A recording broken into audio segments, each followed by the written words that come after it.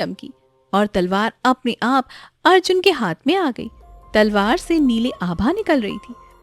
अर्जुन हाथ में चमकती तलवार के साथ राजकुमारी के कक्ष में आ पहुंचा। हाँ, तू फिर आ गया। अब तो मैं तुझे खत्म कर दूंगा। अर्जुन ने बिना कुछ बोले राक्षस पर वार किया।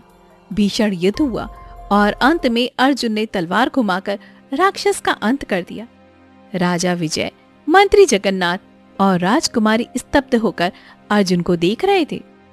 ये तलवार तो सिर्फ राजवंश का असली राजकुमार ही निकाल सकता है।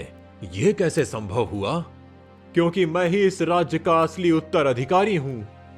तभी महल के द्वार से राजा विक्रम और रानी तारावती प्रकट होते हैं। देखा विजय, मेरा मन कहता था कि मेरा पुत्र जीवित है और आज वो हमारे सामने खड़ा है। फिर वही बूढ़ा सैनिक दरबार में आता है और हाथ जोड़कर खड़ा हो जाता है। महाराज विजय, वर्षों पूर्व आपने मुझे उस बालक को मारने का आदेश दिया था, लेकिन मैं ऐसा नहीं कर पाया। मैंने उसे संतानहीन दंपत्ति के पास छोड़ दिया और वो वही दंपत्ति थे जिन्होंने इसे पाला। यही नीली घाटी से पुष्प लेकर आया है।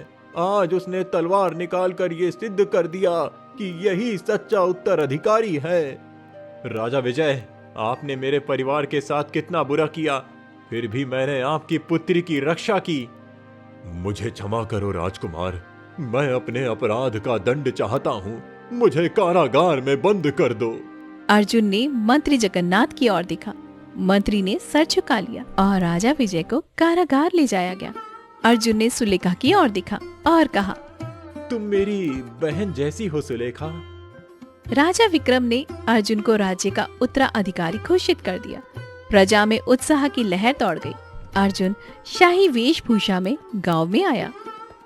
मुखिया पश्चाताप की अग्नि में जलते हुए बोला, हाँ, वही अर्जुन जिसे तुमने मनहूस कहा था। लेकिन अब मैं इस राज्य का राजकुमार हूँ। जिन माता पिता ने मुझे 10 वर्ष की उम्र में छोड़ा, वो मेरे असली माता पिता नहीं थे। मेरे असली माता पिता राजा विक्रम और रानी तारावती हैं। मुझे क्षमा करें राजकुमार, मैंने आपके साथ बहुत बुरा किया। मुझे क्षमा करें। मैं क्षमा करता हूँ क्योंकि मैं तुम्हारी पुत्री चारू से प्रेम करता हूँ। अर्जुन और चारू का विवाह धूमधाम से संपन्न हो गया। तभी वहाँ पर साधु प्रकट हुआ।